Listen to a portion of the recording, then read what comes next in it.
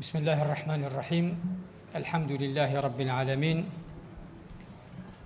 وأصلي وأسلم صلاة وتسليما يليقان بمقام أمير الأنبياء وإمام المرسلين سيدنا محمد وعلى آله وصحبه أجمعين. اللهم إني أتبرأ من حولي وقوتي وألتجئ إلى حولك وقوتك.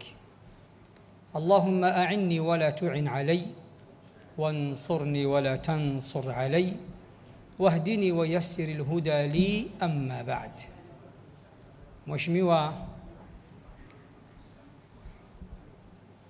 Patrobas Pasco Katambi, waziri wetu mpendwa kabisa wa mambo ya ndani ya nchi, Mheshimiwa meza kuu, kwa nafasi zenu mbalimbali na kwa heshima zenu mbalimbali, na kwa kuwa MC wetu amewatambua nyote kwa majina na kwa nafasi zenu, basi kwa ajili ya kuokoa muda niseme tu ya kuwa itifaki imezingatiwa.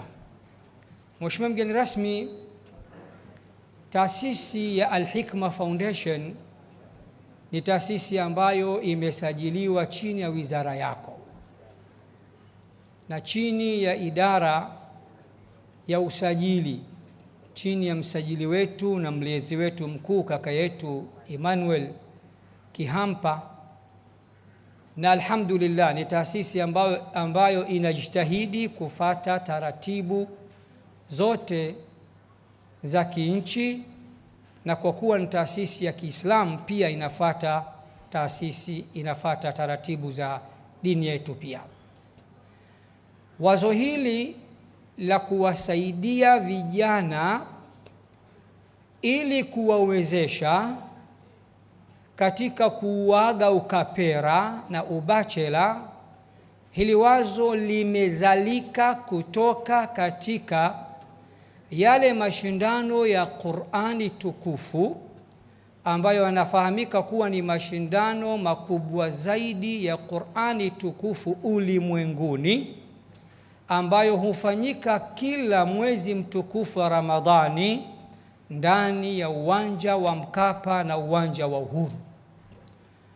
Watoto wa mjini wanasema baada ya watani wa jadi Simba na Yanga waliojaliwa kujaza viwanja vile ni taasisi ya Al-Hikma Foundation katika yale mashindano yake makubwa.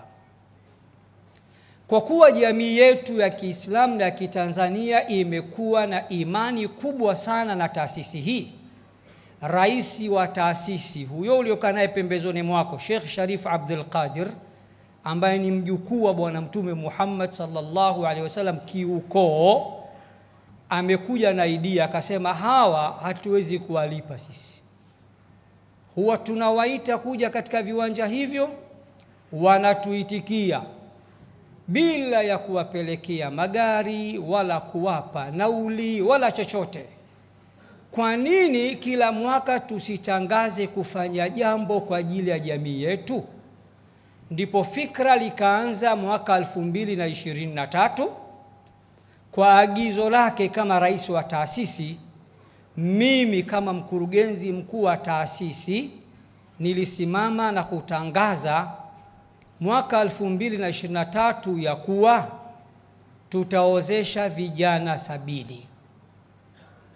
ambapo gharama za mahari zao zote na suala zima la ndoa kama unavyoona, ukumbi, mavazi, chakula, vinywaji, makameraman, kila kitu tumekuwa ni wenye kubeba sisi. Kisha tukaingia ndani ya mwaka 2024 tukiwa kule kwa Mkapa, tukatangaza tena na mwaka huo tutaozesha vijana 100. Jumla wakawa ni 170. Mwaka 2025 ambapo ni mwaka jana, Mwenyezi Mungu ametujalia na kutufungulia zaidi, tukaozesha vijana 200. 100 tukapeleka nchini Burundi, jijini Bujumbura, na 100 tukazibakisha hapa nyumbani. Kwa hiyo utaona 2023 tuliozesha vijana 70, 2024 tuliozesha vijana 100, 2025 tukaozesha vijana 200, na mwaka huu ikiwa ni mwaka wa 4 mfululizo na ni mara ya 5, ndoa ya 5, tumeozesha mbele yako ndoa 130, ambapo hadi sasa idadi ya vijana tuliojaliwa kuwasaidia na kuwawezesha katika suala zima la kuwaozesha na kuwalipia hizi gharama ni vijana 500. Ukichanganya na hao wake zao, maana yake hadi sasa tumewezesha kuozesha vijana 1000, kwa sababu bwana harusi hawi bwana harusi mpaka na bi harusi awepo. Kwa hiyo mheshimiwa mgeni rasmi, labda niseme leo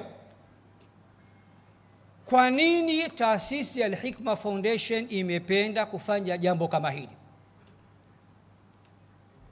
Mosi, ndoa kama unavyofahamu mheshimiwa mgeni rasmi ni ibada kubwa sana, na Mungu wetu, mlezi wetu na muumba wetu huwa anaipenda ndoa kuliko maovu na machafu. Lakini tumekuja kugundua vijana wengi wa Kitanzania wako tayari kuoa na kuaga ukapera na ubachela. Tulichogundua, vijana wamekosa pesa za mkupuo, mahari za pamoja. Ndipo tukaona kumbe linawezekana. Lakini miongoni mwa sababu pia ni kutaka na sisi kuchangia katika jamii yetu kupunguza maovu na machafu. Kubwa kuliko mheshimiwa mgeni wetu rasmi, ndoa hupelekea kulinda maadili yaliyomema katika nchi na katika jamii. Leo ukiangalia mheshimiwa mgeni rasmi, Mwenyezi Mungu amekujalia Daktari Samia Suluhu Hassan, Rais wa Jamhuri ya Muungano wa Tanzania, amekuamini na amekukabidhi wizara nyeti kama hii. Na sisi tunamwomba Mungu akusimamie, akusaidie ili uweze kumsaidia mheshimiwa rais na kutusaidia Watanzania kwa ujumla kupitia wizara yako. Wewe unajua miongoni mwa mmomonyoko wa maadili huenda ukosefu wa ndoa pia hili linaweza likawa linachangia. Vijana wengi leo ambao wanashinda mitaani, panyarodi, pakarodi sijui, panyabuku sijui, wengi ukiwaangalia ni vijana waliokosa wazazi wawili wa kuwalea. Na katika nchi yetu kuna mtihani mmoja. Wanaume wengi tuna uhodari wa kuzalisha wanawake kisha kuwatelekeza. Watoto wengi hivi sasa wanalelewa na mama zao. Wamama ni wanyonge, wamama ni madhaifu. Wakati mwingine ulezi unaweza ukawashinda. Watoto wakishakuwa mabarobaro, wakishakuwa watu wazima kidogo, wanawazingua mpaka mama zao, hawawasikilizi. Mwisho utaona mmomonyoko wa maadili unakuwa ni mkubwa. Vijana wasiosikia la mkuu wamekuwa wengi. Sisi kama taasisi ya Al-Hikma Foundation tumeona miongoni mwa sababu na vyanzo vizuri vya kupunguza mmomonyoko wa maadili katika nchi ni kuwezesha ndoa kwa wingi na kwa wingi. Mheshimiwa mgeni rasmi, baada ya kusema hayo, naomba sasa nikuambie ya kuwa hili jambo sio jambo jepesi, kwa sababu mchakato wake huwa tunauanza muda mrefu. Kwa mfano, tarehe 1 mwezi wa 3 mwaka huu 2026 katika mashindano ya Qur'ani tulipotangaza safari hii tutaozesha vijana 130, tukawawekea tarehe ya kuja sasa kuchukua fomu za maombi. Vijana waliokuja na waliojitokeza ni maradufu ya hawa waliopatikana. Hii nini maana yake? maana yake vijana wengi wa Kitanzania wako tayari kuingia katika swala nzima la ndoa, lakini wamekosa watu wa kuwashika mkono kwa namna moja ama nyingine. Mheshimiwa mgeni rasmi, katika jambo hili huwa hatulipeleki kiholela, tunalipeleka rasmi, kwa sababu kwa Tanzania, na sisemi kwa fahari kwa sababu tumekatazwa kujifakhiri na kujisifia, kwa Tanzania ni taasisi ya Al-Hikma Foundation ndio ya kwanza iliyoanzisha suala zima la kufungisha ndoa za pamoja. Na kwa sababu huu ni mwaka wa 4 na ni awamu ya 5 au mara ya 5, tumejaliwa kupata uzoefu au experience kidogo.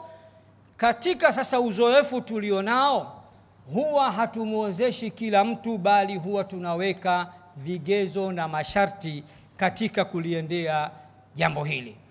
Kwa haraka, mwaka huu tulikuwa tuna masharti kama 10, mheshimiwa mgeni rasmi. Sharti la kwanza tulisema, mwaka huu mabinti ndio waje kuwaombea hao waume zao watarajiwa. Na wanawake walijaa sana ofisini, kwa sababu baadhi ya vijana wanawawekea usiku mapenzi ya miaka 2 mitatu, tunadanganyana, binti ataka kuolewa, bwana anamwambia sina uwezo. Wanawake wamekuja kwa wingi katika ofisi zetu, wanakuja kuchukua fomu za maombi kwa ajili ya wachumba zao. Kwa hili, kwa sharti la kwanza, anayekuja kuchukua fomu ya maombi awe binti mtarajiwa na asiwe huyo mwanaume.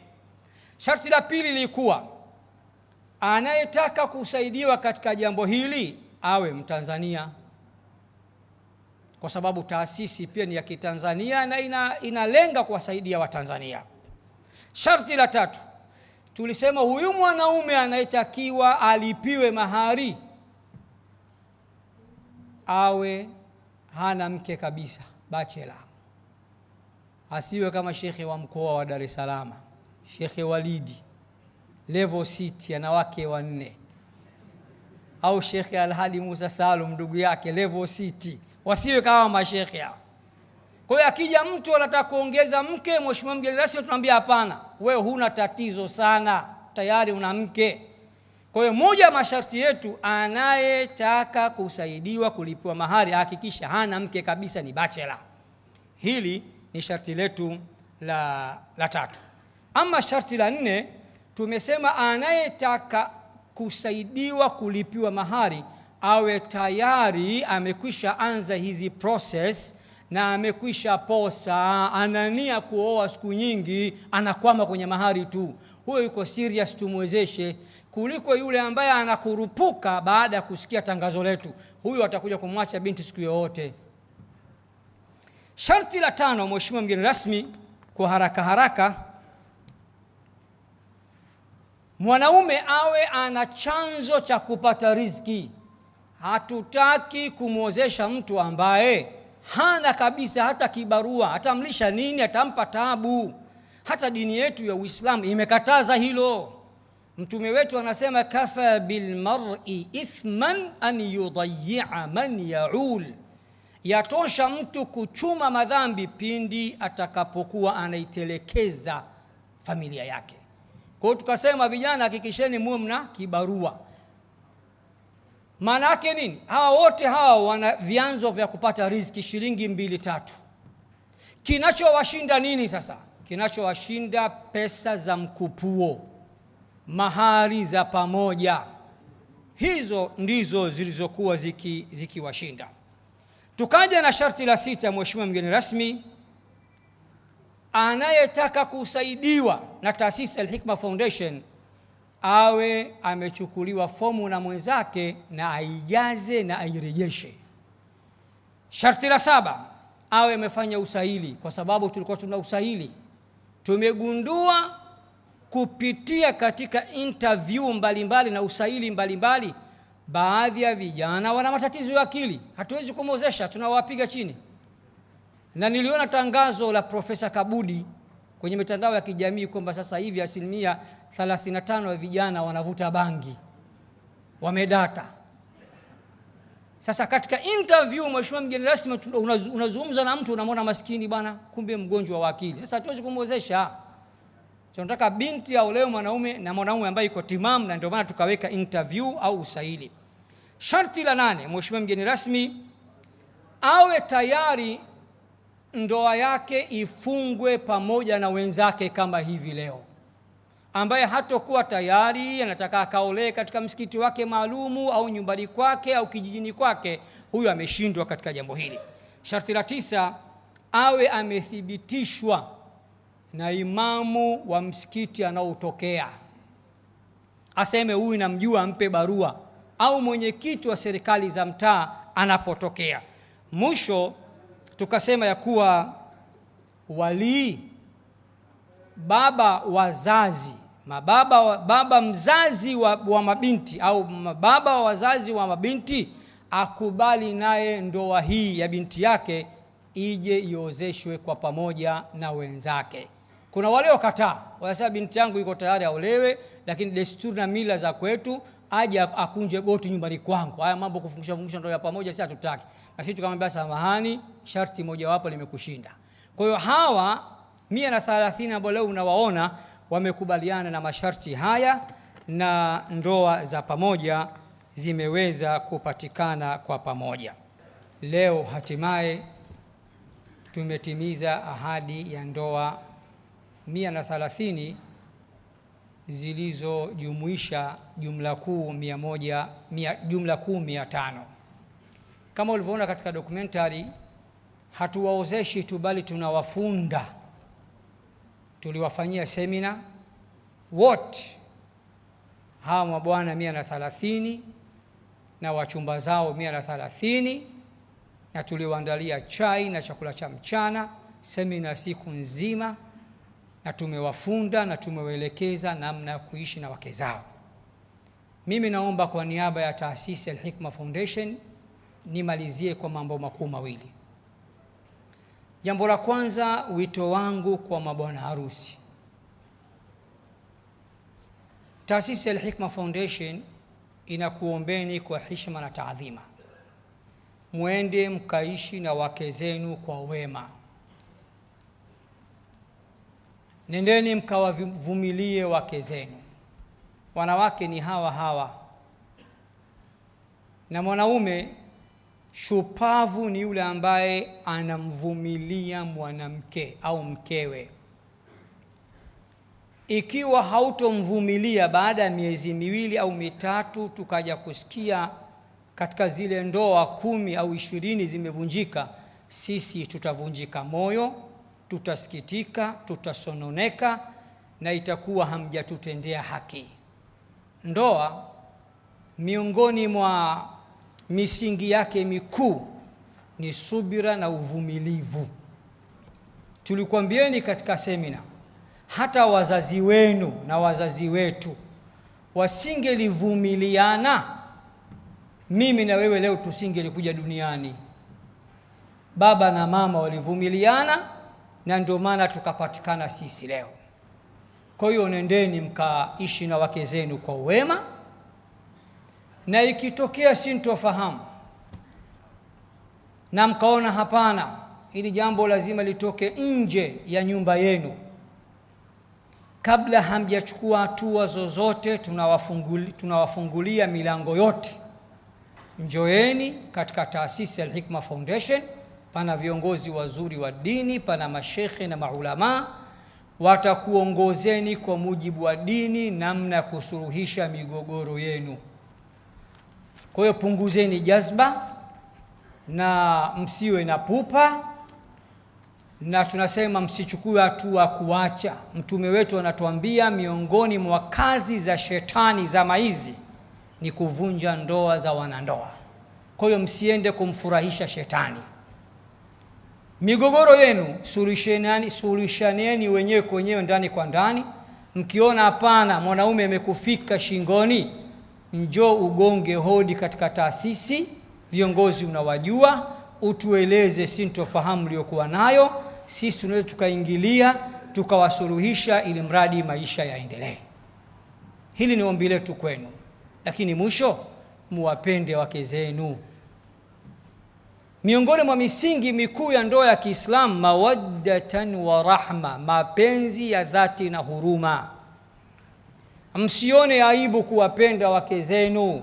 Mtume wetu Muhammad sallallahu alayhi wasallam aliulizwa siku moja, man ahabbu nnasi ilaik, ni nani mtu wa kwanza unayempenda hapa duniani?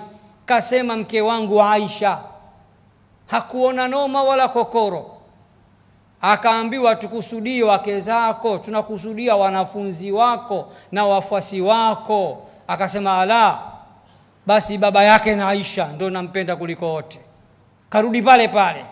Kwa hiyo nawe kawapende wakwe zako. Ukipenda boga malizia na upenda ua lake. Wapende wakwe zako, mashemeji zako, mpende mkeo, mvumilie mkeo. Ndoa ni ibada kubwa, ni nusu ya dini. Ukiivunja unarudi tena zero, nusu ya dini tena huna. Bachela tena, shauri yako. Mwisho, Mheshimiwa mgeni rasmi, rais wa taasisi amenituma kutoa wito na ombi kwa Watanzania. Mambo makuu mawili. Watanzania, endeleeni kuiombea Tanzania. Tanzania ni katika mataifa yaliyo bora duniani. Na kuiombea nchi ni katika mafundisho ya dini. Katika sura ya pili Al-Baqarah aya nambari 126 au 27, Nabii Ibrahim ambaye dini zote zinamkubali, sisi Waislamu tunamuita baba wa manabii, wenzetu wanamuita baba wa imani, alipaaza sauti yake akamwomba Mola wake mlezi akasema, Rabbi ja'al hadha albalada amina, Mola wangu mlezi nakuomba ijalie nchi yangu iwe ni nchi ya amani. Kisha akawaombea maisha yaliyo bora, warzuq ahlahu min athamarati man amana minhum billahi wal yawmil akhir. Mheshimiwa mgeni rasmi, ukiangalia hii aya ya 126 katika sura ya pili, baba wa manabii na baba wa imani Nabii Ibrahim, nchi yake aliombea mambo makuu mawili. Jambo la kwanza amani, jambo la pili maisha mazuri.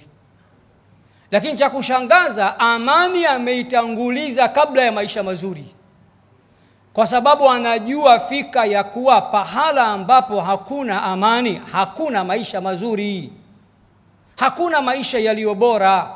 Kwa hiyo Watanzania wote kwa dini zenu, kwa kuwa Nabii Ibrahima mnamkubali, Watanzania wote na dini zote, katika mafundisho yake, sunna yake, mwenendo wake, mila yake, alikuwa akiombea nchi yake. Hili la kwanza ni wito wetu wa kwanza. Wito wa pili, Watanzania tuwaombee viongozi wetu wanaotuongoza, kuanzia Mheshimiwa Daktari Samia Suluhu Hassan, Rais wa Jamhuri ya Muungano wa Tanzania na wasaidizi wake wote. Mwanawachuoni mmoja wa Kiislamu anaitwa Al-Fudail ibn Iyad alisikika siku moja akisema, ninaapa lau Mungu angenifunulia nina dua moja tu ya kukubaliwa, dua hiyo nisingejiombea mwenyewe wala kuiombea familia yangu, la saraftuha fi sultani, dua hiyo ningemuombea kiongozi wangu. Akaambiwa kwa nini?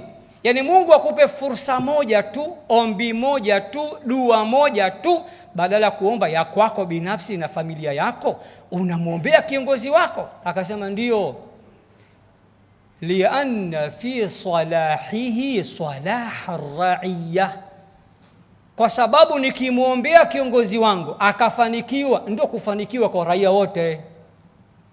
Kwa hiyo Watanzania tusiwe na desturi ya kulaani viongozi wetu, kwa sababu wakiharibikiwa tunaharibikiwa sote. Sasa mtu mwenye akili hawezi kumlaani dereva wake.